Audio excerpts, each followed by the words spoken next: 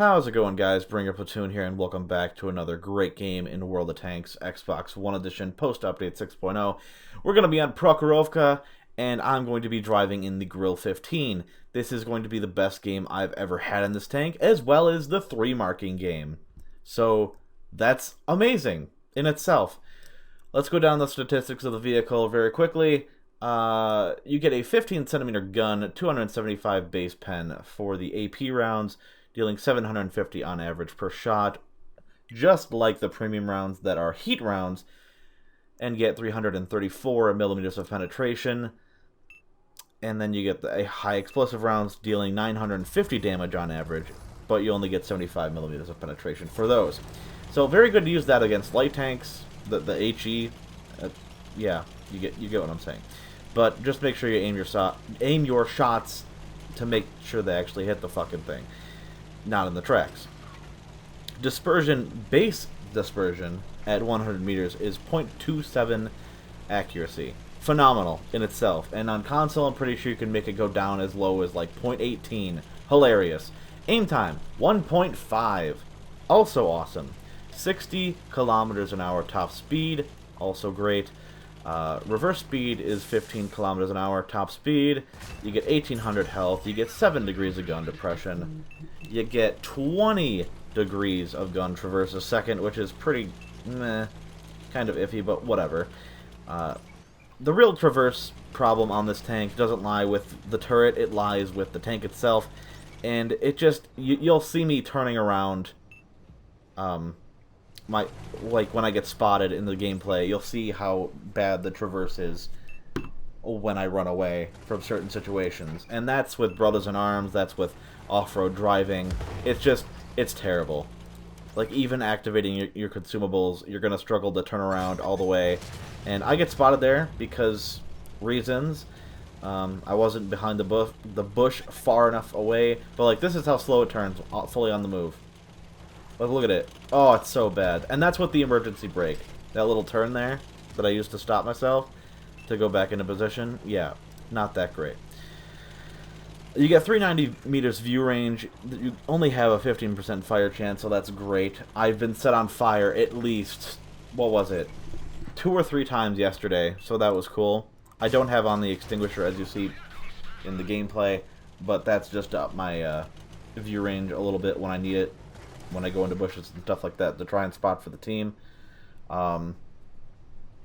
I don't really use it for any other reason than that. Maybe up the DPM very slightly, but yeah, I just use it to increase my view range. But as you can see, you know, everyone can hit this tank, no problem. Anywhere on the tank, it's going to be a pen unless it doesn't hit, their shell doesn't hit your actual chassis and just hits your tracks, and then it gets absorbed because it doesn't hit anything, you know, pennable. But yeah, if you bounce a shot, it's because your track saved your life, or they just weren't aiming very good. How to play this thing. You snipe like a bitch, okay? You, ideally, I don't know what the fuck I was shooting at there. I just taught the ground a lesson. That was awesome. You don't ever want to spot for your team in this thing. Almost every time I have tried, my team has let me down, and as soon as I fire, which, you know, obviously this thing barely has any camo, you shouldn't do that, but mistakes were made, and I got lit up like a goddamn Christmas tree. Because my team wouldn't shoot at the things that I had spotted, even though they had clear shots, because they were aiming elsewhere. Because they're idiots. Or they're bots. Either is an equally good possibility. But it's just, this thing is only meant, that was an amazing shot. I can't believe that fucking went in.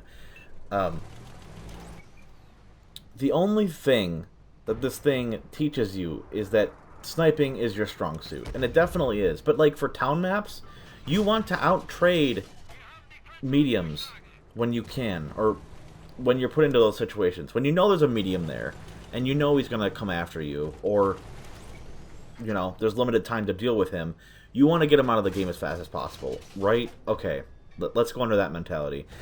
You want to put a shot into him, and he's going to put on a shot into you. you're going to deal 750 damage to him. He's going to deal maybe 440 at most to you, being a medium tank. It's definitely worth it to trade your HP away in certain situations. And you have to keep that mindset for when you get games like, maps like Himmelsdorf or Port, for the love of God. That shit sucks. Like Mines.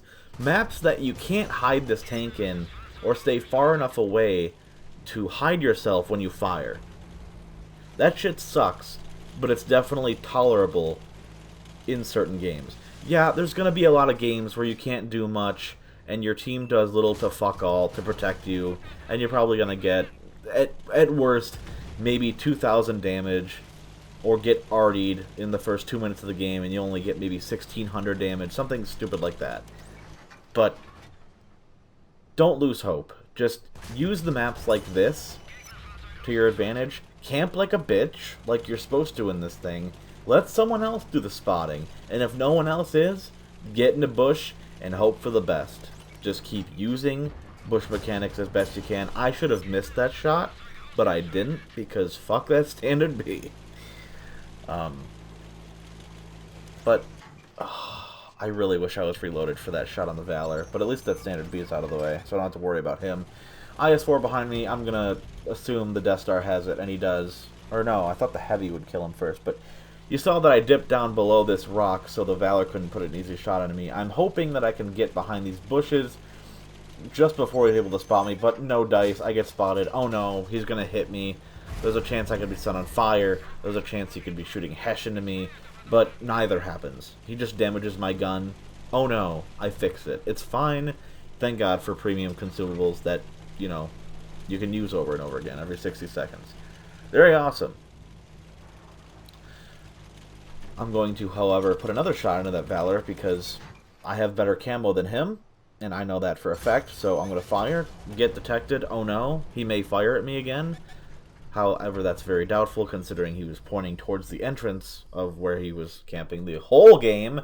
Kudos to him. Good play on his part. Just kidding.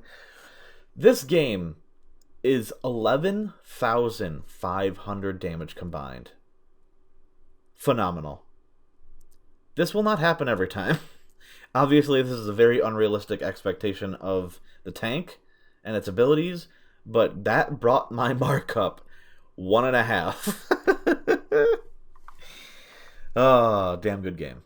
But yeah, the non-fully traversable turret is a pain in the ass, and it does take some time to get used to. And yeah, it can cause you to lose some damage, and maybe even sometimes cause your death. But that's RNG, or that's RNG. That's World of Tanks. You deal with what you're given, or what you choose to put yourself through. And I chose to 3-mark this tank. Why?